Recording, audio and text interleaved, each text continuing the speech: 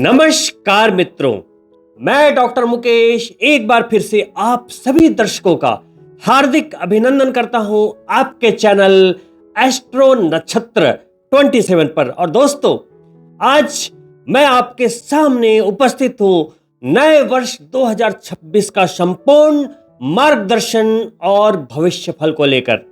सबसे पहले तो दोस्तों, आप सभी मेष राशि के जातकों को नव वर्ष की हार्दिक शुभकामनाएं। ये नया वर्ष आप सभी मेष राशि के जातकों के लिए सुख, समृद्धि, सफलता और उत्तम स्वास्थ्य लेकर आए। दोस्तों, ये नया वर्ष 2026 जब आप इसके अंकों को टोटल करेंगे तो आपको प्राप्त होगा नंबर 1, यानी कि सूर्य देव का वर्ष।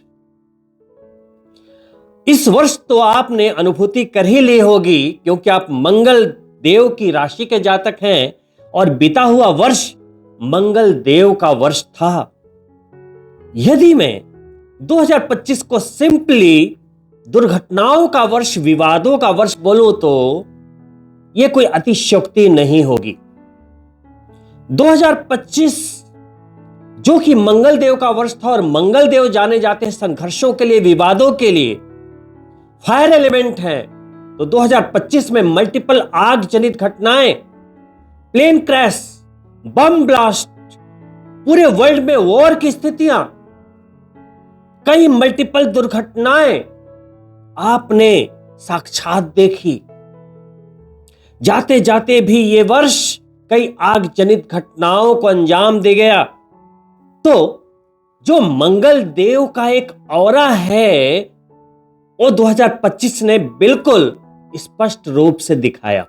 अब ये नया वर्ष सूर्य देव का वर्ष है।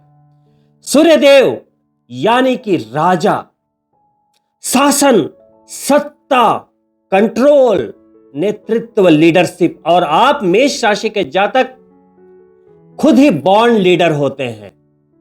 दोस्तों, सूर्य यानी कि आपका आत्मविश्वास, कॉन्फिडेंस, आपकी सोल, अंतरात्मा। सूर्य देव आपको एक किंग लाइफ 2026 में देने के लिए आए हैं, लेकिन यदि आप उनके कारक तत्वों के साथ चलते हैं तो सूर्य देव आपको एक ही मैसेज 2026 में देने के लिए आए हैं कि खुद में खुद की तलाश कर लो। कभी तो आईने पर विश्वास कर लो, यानी कि जिसमें होगा कॉन्फिडेंस वही इस वर्ष का सिकंदर बनेगा।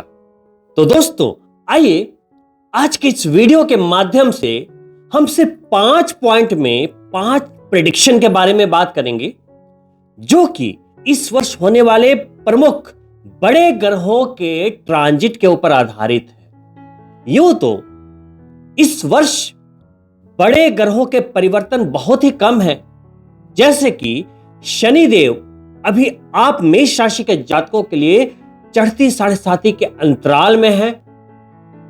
वो 12वें भाव में ही पूरे वर्ष रहेंगे, लेकिन वो इस वर्ष नक्षत्र परिवर्तन भी करेंगे, अस्त भी होंगे और 138 डेज के लिए वक्री भी होंगे। तो आपको फल भी उसके अनुसार ही प्राप्त होंगे। कर्म फलदाता शनिदेव इस वर्ष 20 जनवरी से 17 मई तक अपने ही नक्षत्र उत्तर भाद्रपद में गोचर करेंगे। तत्पश्चात वो रेवती नक्षत्र में यानी कि बुध देव के नक्षत्र में आएंगे और पुनः 9 अक्टूबर को अपने नक्षत्र में ही उत्तर भाद्रपद में ही गोचर करेंगे, यानी कि करीब करीब पूरा वर्ष वो अपने ही नक्षत्र में गोचर करेंगे, देवगुरु बृहस्पति की राशि में गोचर करेंगे। और इस वर्ष के नायक हैं देवगुरु बृहस्पति। बहुत ही अच्छे परिणामों को शनिदेव और देवगुरु बृहस्पति दोनों ही आप सभी मेष राशि के जातकों के लिए लेकर आए हैं।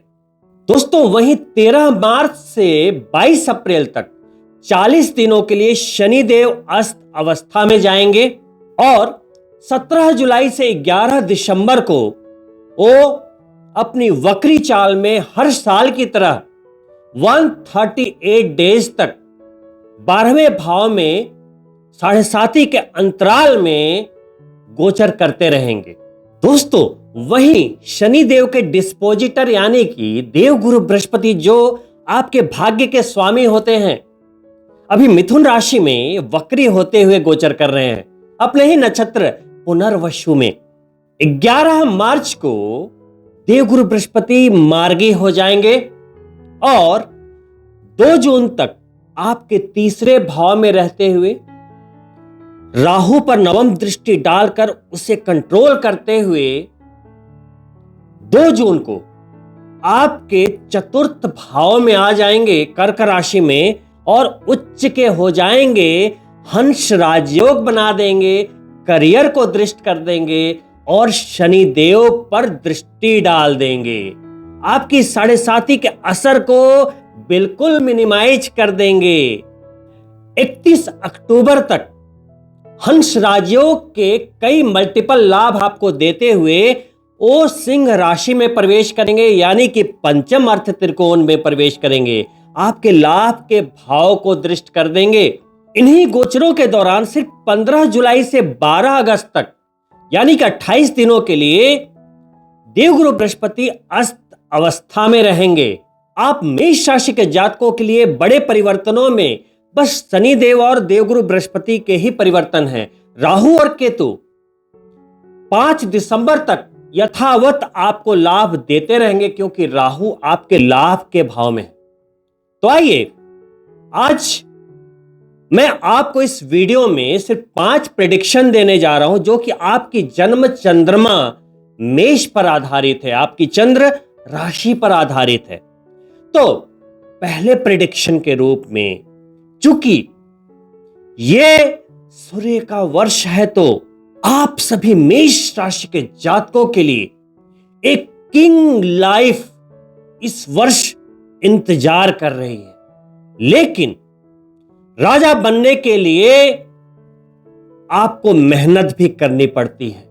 इस वर्ष सिर्फ और सिर्फ अपनी अंतरात्मा की सुने, दूसरे की बात इधर से सुने इधर से निकाल दें, सबकी सुने लेकिन करें अपने मन की। राहु आपको कार्मिक भंवर में भटकाएगा। शनिदेव 7.5 में है, परीक्षा का समय है तो कुछ समस्याओं के रूप में, कुछ डिलेज के रूप में वो भी आपको कुछ चिंतन करवाएंगे। लेकिन किसी परीक्षा का मतलब ये नहीं होता है कि वो सिर्फ आपको फेल करने के लिए हुआ। हो सकता है आपको आपकी लाइफ में टॉप बनाने के लिए, आपको आपसे पहचान कराने के लिए शनिदेव ने आपकी वो परीक्षा ली हो। आपके एरर को दूर करने के लिए, आपके ऐप को निचोड़ने के लिए हो सकता है आपकी परीक्षा हुई हो। तो पहले प्रेडिक्शन के रूप में सूर्य देव का ये वर्ष आपको बहुत सारी प्रसन्नता, यश, मान सम्मान, प्रतिष्ठा, प्रमोशन, कामयाबी, उन्नति और ढेर सारे पैसे देता हुआ जाएगा। चूंकि आपकी जन्म चंद्रमा से पंचम भाव के स्वामी होते हैं तो वो संतान का भाव है, तो आपकी जो संतान है वो चाहे शिक्षा के क्षेत्र में हो या करियर के क्षेत्र में हो, हर जगह अपनी तेजस्विता का प्रदर्शन करेंगे। हर जगह जो आपकी संतान है वो भी कामयाबी हासिल करेगी। चूंकि प्यार वाले भाव के भी स्वामी है तो प्रेम संबंधों में भी सफलता मिलेगी, क्योंकि पूरे के पूरे वर्ष देवगुरु बृहस्पति भी आपका साथ दे रहे हैं। राहु और केतु की जो जोड़ी है वो पंचम प्यार में और राहु खुद लाभ के भाव में कहीं ना कहीं प्यार के लाभ को कनेक्शन दे रहे हैं। तो शिक्षा हो या संतान या प्यार या आर्थिक लाभ, सारे भंडार पंचम भाव के सूर्यदेव आपको देकर जाएंगे। और मेष राशि के जातक उसके हकदार भी हैं, क्योंकि वो खुद ही लीडर हैं। मंगल देव की राशि के जातक हैं तो वो अपनी राजगद्दी हाथ से जाने नहीं देंगे, हर संभव प्रयास करेंगे। लेकिन राजा तो बनेंगे बाद में। आप जहां हैं, जिस जगह हैं, पहले यहां से सोचना पड़ेगा कि नहीं, मैं इस वर्ष किंग लाइफ लेकर रहूंगा। जैसे मंगल देव के बीते वर्ष में कौन चाहता था कि दुर्घटनाएं हो, लेकिन होए वही जो राम रचि राखा। तो यदि आप इस वर्ष मेहनत कर देते हैं तो प्रचंड कामयाबी हासिल करेंगे। सूर्य देव की तरह चमक उठेंगे, सकारात्मक हो जाएंगे। सूर्य यानी उजाला, प्रसन्नता, पॉजिटिविटी, कामयाबी। हर जगह सूर्य देव आपको एक नए आयाम की ओर लेते हुए, हाथ पकड़ के चलते हुए, पूरे वर्ष में अचीवमेंट देते हुए आपको हर तरह की कामयाबी से सरोबार कर देंगे। ये सारे लाभ आपको भी प्राप्त हो। सूर्य देव का वर्ष है तो अपनी कुंडली में सूर्य देव की स्थितियों को जरूर देख लीजिए। 5 माला प्रतिदिन गायत्री मंत्र करने का संकल्प ले लीजिए। इससे सूर्य की शक्ति और पॉजिटिव होती है, सकारात्मक होती है। यदि कुंडली में सूर्य से संबंधित कोई भी दोष है, सूर्य राहु के साथ है, केतु के साथ है या शनि के साथ है, तो उनके उपाय यथाशीघ्र कर लें, ताकि इस वर्ष में आपका एक भी दिन व्यर्थ ना जाए। दोस्तों, वही दूसरे प्रेडिक्शन के रूप में, चूंकि आप मेष राशि के जातक अभी 7.5 के अंतराल से गुजर रहे हैं, चढ़ती हुई 7.5 है। कर्म फलदाता आपकी परीक्षा ले रहे हैं, फिर भी इस 7.5 में दिखेगी आपको एक राजयोग की झलक। जी हां, यही मेरी दूसरी भविष्यवाणी है कि इस वर्ष आपको पता ही नहीं लगेगा कि 7.5 में आप चल रहे हैं। जैसा कि आपको पता है कि शनि देव मार्गी हो चुके हैं, अभी लंबे समय तक मार्गी हैं, 12वें भाव में गोचर कर रहे हैं, लेकिन देवगुरु बृहस्पति की राशि में है। तो उनकी आधी जो प्रॉब्लम्स हैं, नकारात्मकता है, वो तो देवगुरु बृहस्पति जो उनकी जड़ में बैठे हुए हैं। शनि देव देवगुरु की राशि में बैठे हुए हैं, तो उनकी जितनी नेगेटिविटी है, उनकी जो जड़ है, जहां से समस्याएं पैदा होती है, वहां तो देवगुरु बृहस्पति है।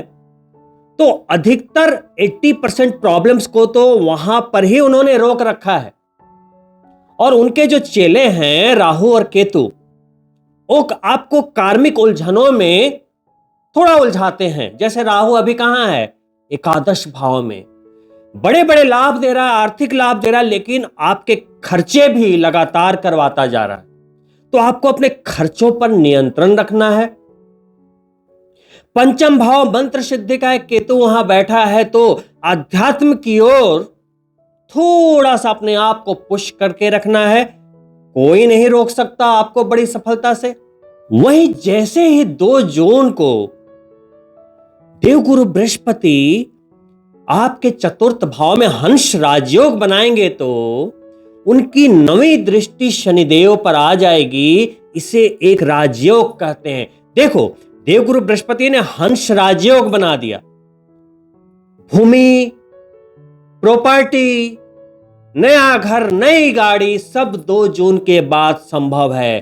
कंफर्ट के साधन, आपको हर तरह के आत्मिक सुख, सब कुछ हंस राजयोग बनाते हुए देवगुरु बृहस्पति देंगे।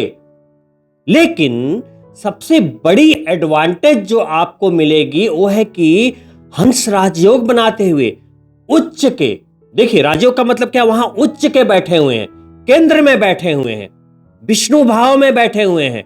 देवगुरु बृहस्पति हैं, समझिएगा, विष्णु भाव में बैठे हुए हैं। वहां से उनकी 9वीं दृष्टि चली गई शनिदेव पर, पूरे प्रभाव में, उच्चता में।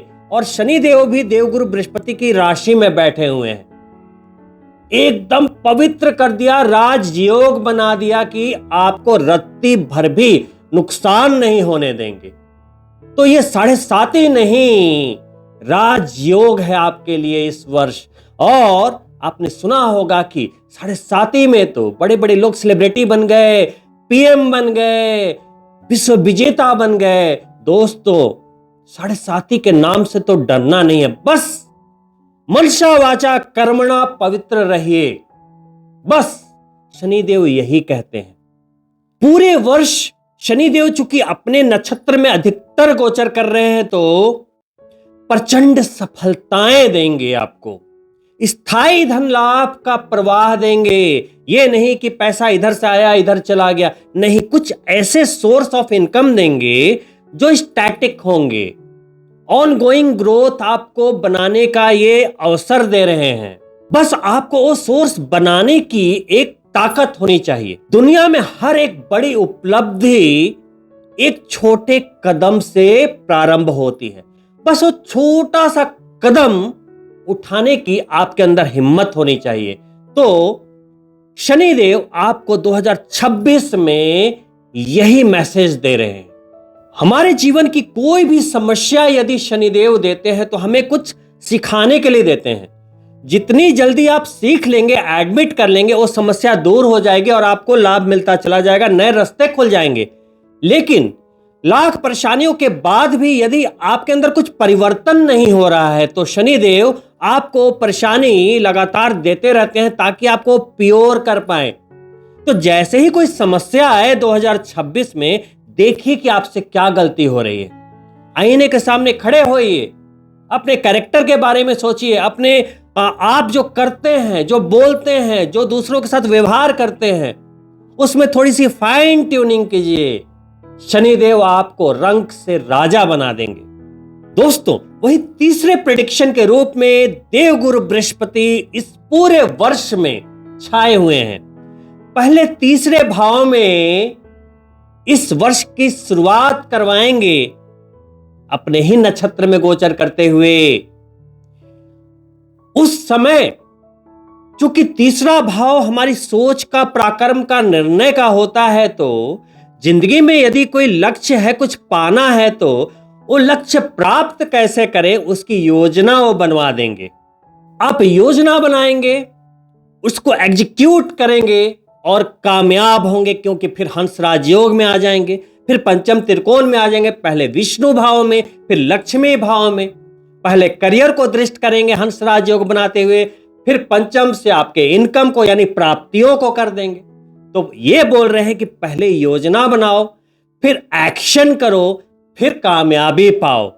यदि आप देवगुरु बृहस्पति के अकॉर्डिंग चलते हैं, क्योंकि वो एक सात्विक ग्रह हैं, आप पूजा पाठ करते रहते हैं, भगवान में आस्था रखते हैं और एक पवित्र माइंडसेट से, प्योर सोल की तरह अगर आप कर्म क्षेत्र में प्रयास करते रहते हैं तो देवगुरु बृहस्पति इस वर्ष में आपके जिंदगी को एक नया मोड़ दे देंगे, क्योंकि 13 वर्षों के बाद वो उच्च के होते हैं।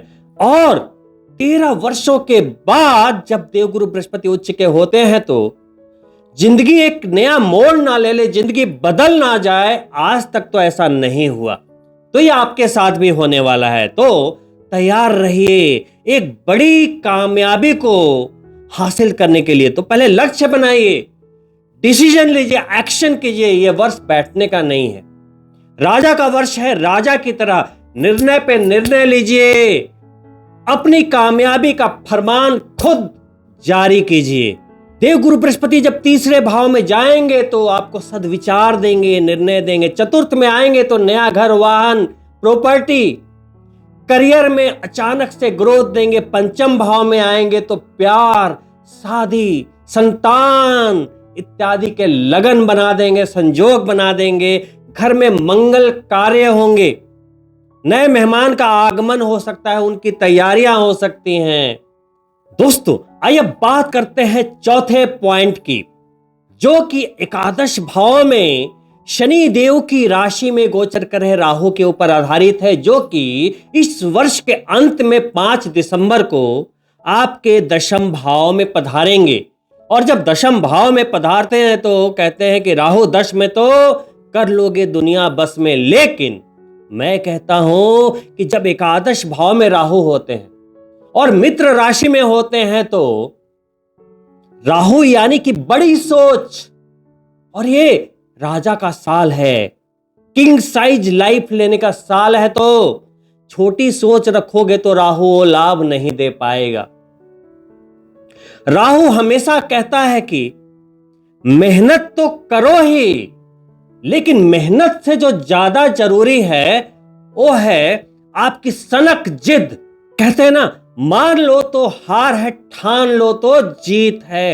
राहु कहता है कि अपनी सनक को, अपनी जिद को इतना बढ़ा लो कि बात वही हो जाए कि आसमां को धरती पे लाने वाला चाहिए। हर कोई नहीं ला सकता, लाने वाला चाहिए।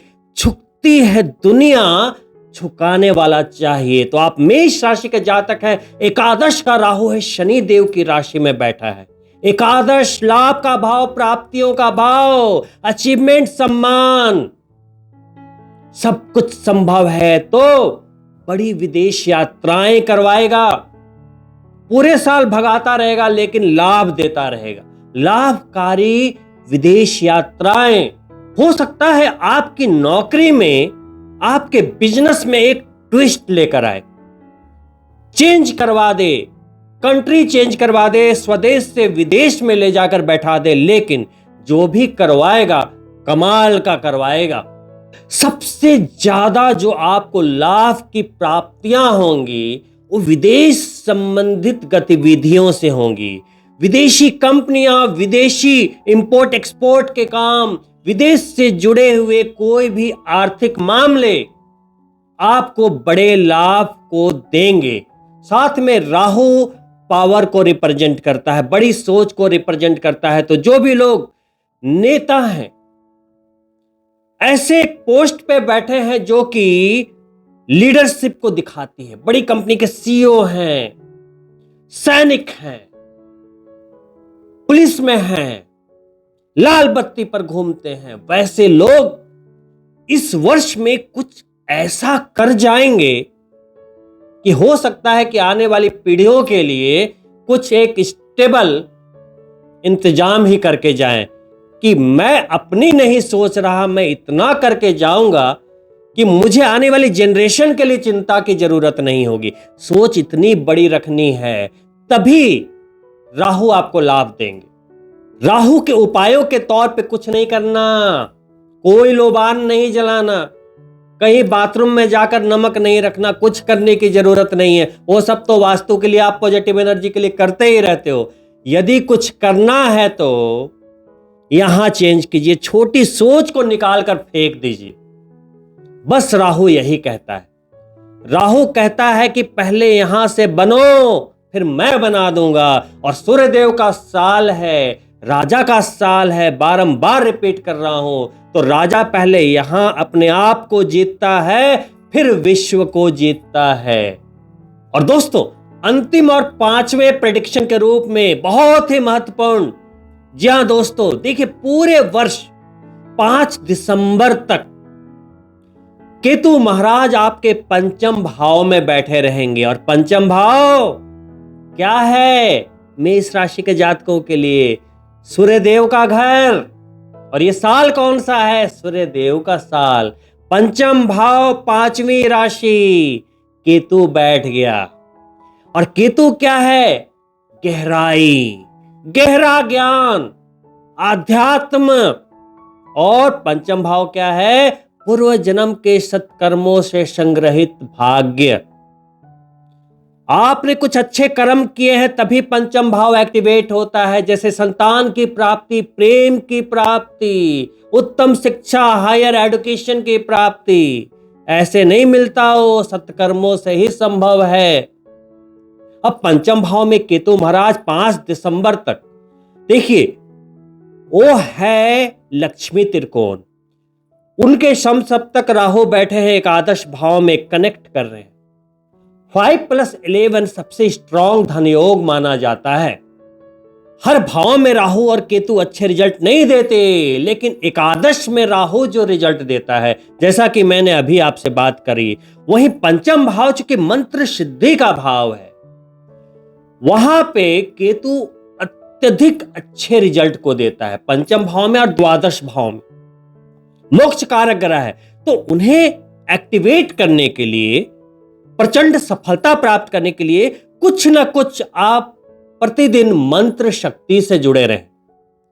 देखिए, सूर्य देव का वर्ष है तो गायत्री मंत्र तो करेंगे ही करेंगे, साथ में जो आपकी पत्रिका में जो भी ग्रह कमजोर हैं, आप उन्हें शक्ति देने के लिए अपने एस्ट्रोलॉजर से बात करके, उपायों की चर्चा करके आप उन्हें बल देते रहें। जितना केतु को जागृत करेंगे उतना ही फल देते जाएंगे।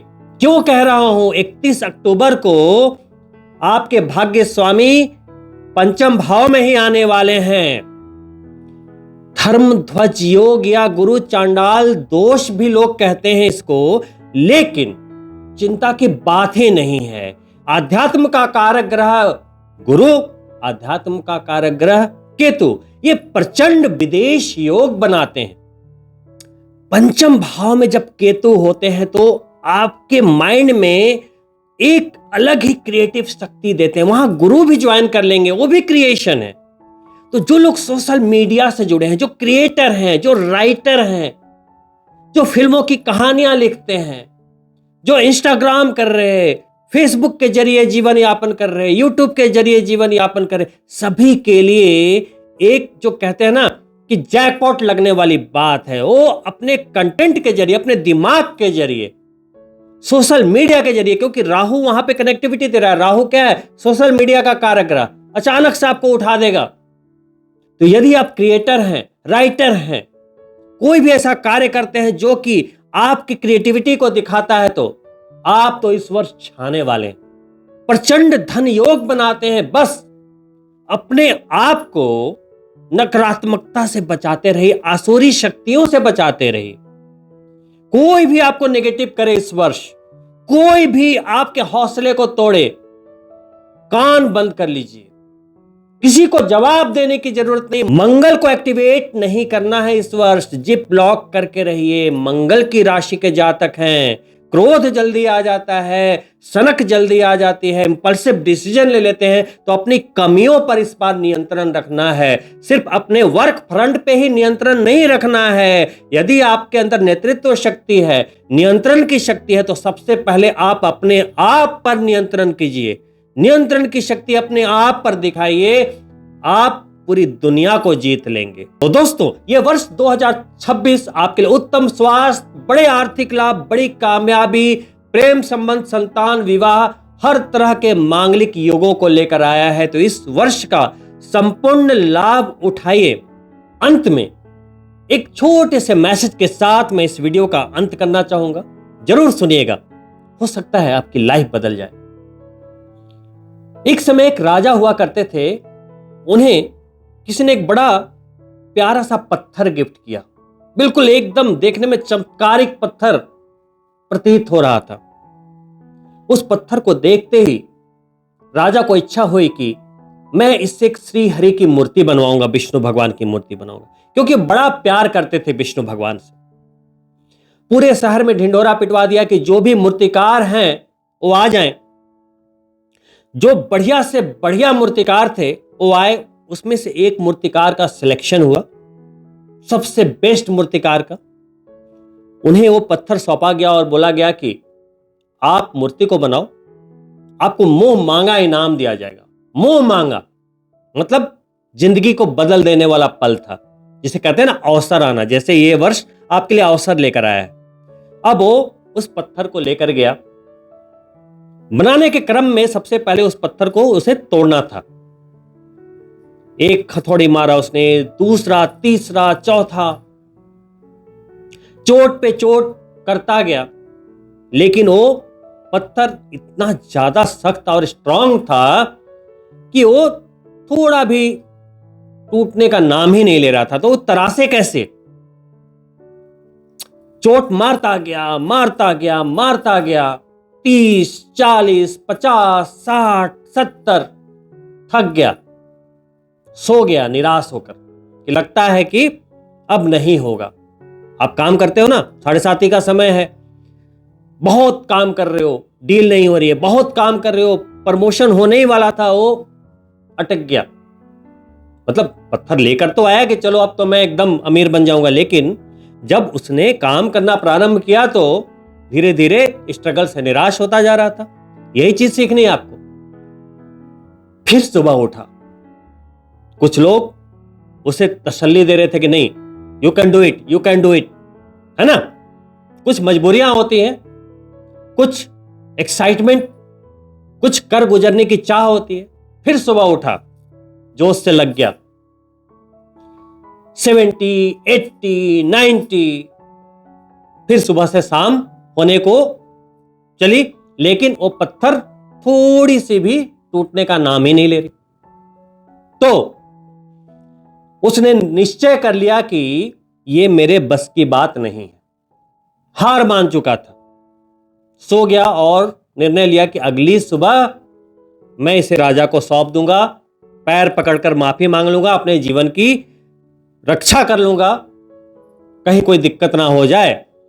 अगली सुबह फिर उठा, सोचा कि क्यों ना एक प्रयास और किया जाए। 90 चोट कर चुका था, 90 चोट। फिर सुबह उठा, 91, 92, 93, 95, 96, कुछ नहीं।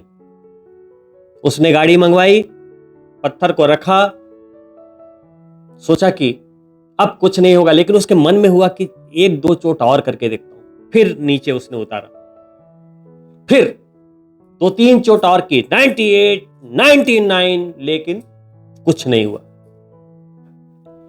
अंत में उस पत्थर को जाकर राजा के चरणों में रखकर आया, माफी मांगी, गिड़गिड़ाया कि बस मुझे क्षमा कर दीजिए, लेकिन ये पत्थर अनमोल है, कुछ अलग ही चीज है, ये टूटने का नाम ही नहीं ले रही। पूरी जिंदगी मैंने काम किया है, लेकिन ऐसा पत्थर आज तक नहीं देखा। राजा भी निराश हो गए कि भाई इतना बढ़िया मूर्तिकार है, पूरे राज्य का सबसे बढ़िया। निराशा के साथ उन्होंने बोला कि ठीक है, आप जाइए, कोई बात नहीं। वहीं मंत्री खड़े थे, उन्होंने बोला कि मैं किसी और मूर्तिकार को बुलाकर लाता हूं। तो बहुत अच्छा तो नहीं, लेकिन एक मूर्तिकार डरते डरते आने को तैयार हो गया, क्योंकि यह बात तो फैल चुकी थी कि भाई वो पत्थर टूटने का नाम ही नहीं ले रहा। तो बस एक जो कहते हैं ना कि मौके पर बस उस चीज को हासिल कर लेना, उसने डरते डरते हासिल कर लिया। लेकिन मन में यह भी चिंता सता रही थी कि इतने बड़े मूर्तिकार नहीं कर पाए तो मैं क्या ही कर लूंगा।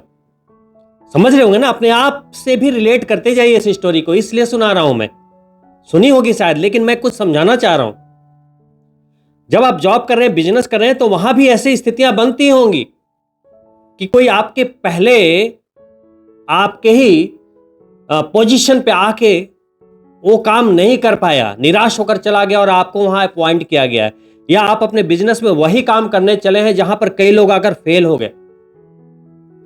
अब वो आता है मूर्तिकार घर में, रखता है पत्थर को, छेनी और हथौड़ी उठाता है। ध्यान दीजिएगा, पहले ही चोट करता है कि पत्थर टूट जाता है, पहली चोट में। लेकिन वो पहली चोट के कारण नहीं टूटा था, उसके पहले जो उसके ऊपर 99 चोट पड़ी थी, वो अंदर ही अंदर टूट रहा था। लेकिन वो हौसला हार गया तो इसे जो मिल गया उसे नहीं मिल पाया। समझ रहे हैं बात? तो ये जो वर्ष है 2026 सूर्यदेव का वर्ष है, आत्मविश्वास, हौसला, गट्स एकदम टॉप पे होना चाहिए। निराशा का नामो निशान नहीं होना चाहिए। क्या पता आपका अंतिम प्रयास आपको चैंपियन बना दे। कहते हैं ना, कभी कभी गुच्छे की जो आखिरी चाबी है ना, वो भी ताला खोल देती है। तो इस वर्ष निराश नहीं होना है, निराशा को दूर भगाइए, नकारात्मकता को दूर भगाइए, क्योंकि 7:30 ही चल रही है। अपने आप को पॉजिटिव कर लीजिए। 2026 सिर्फ और सिर्फ आपका वर्ष है। दोस्तों, इन्हीं शुभकामनाओं के साथ कि इस वर्ष कुछ आप नया कमाल कर दें, मैं आपसे अनुमति चाहूंगा। वीडियो पसंद आई हो तो लाइक जरूर करें, अपने मित्रों के लिए शेयर भी करते जाएं, और यदि आप मेरे चैनल को पहली बार देख रहे हैं तो सब्सक्राइब करें और बेल बटन जरूर ऑन कर लें, ताकि आने वाले मंथली वीडियो के नोटिफिकेशन आपको प्राप्त हो। जल्द ही मिलता हूं अगली वीडियो में, तब तक के लिए नमस्कार मित्रों, all the best for new year.